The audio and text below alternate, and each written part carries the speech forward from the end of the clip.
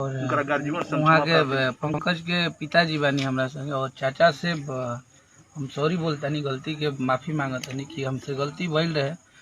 तो एकरा की जौन झगड़ा बा एकरा के एजे से खत्म करिए, कहे से कि घर के लड़का हैं। पंकज से जौन गलती भइल, गुस्सा आइल, आक्रोश में फैसला हमनी के लिया गई। लेकिन हमार पंकज भाई हमारा रहे, आजीवन रही है, छोट भाई हैं। और हमने के बक्सर के आन बान शान छोटे चाचा के कहला पे सब मैनेज भाई। नमस्कार, प्रणाम आप सबके भाई अखिलेश कश्यप।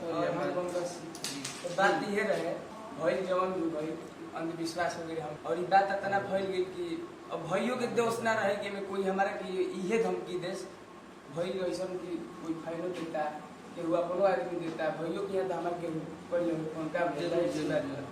कोनो बड़ बात नहीं किया भैया कि हम फिर बने भैया हमारे के हमारे सही बात एजे खत्म किया हमनी के।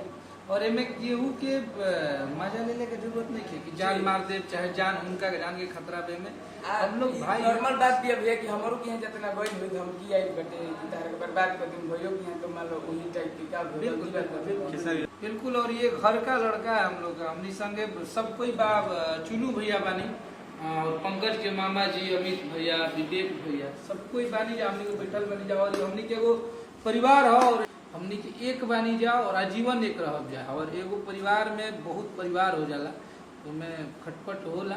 तो बिल्कुल सब कुछ जब हो गया, सब लोग सही है तो सही है।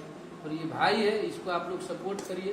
और पंकज से हम यह कहब कि निमन गाओ, मेहनत करो जरूर एक दिन। कोनो दबाव नहीं है ना पंकज, एकदम ना दिल वाली बात।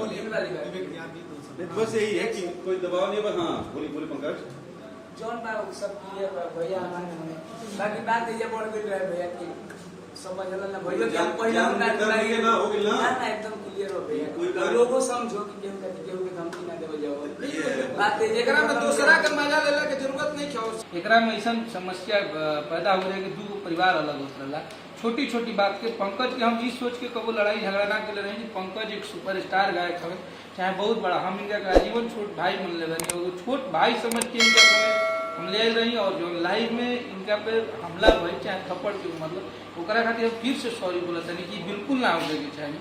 हमरा से वो गलती भइल बा, एकरा के हम हमेशा सॉरी बोले बनी कि हमरा ना चाहते हुए भी हो गई, जो कि आप सब लाइव में देख ले रहे।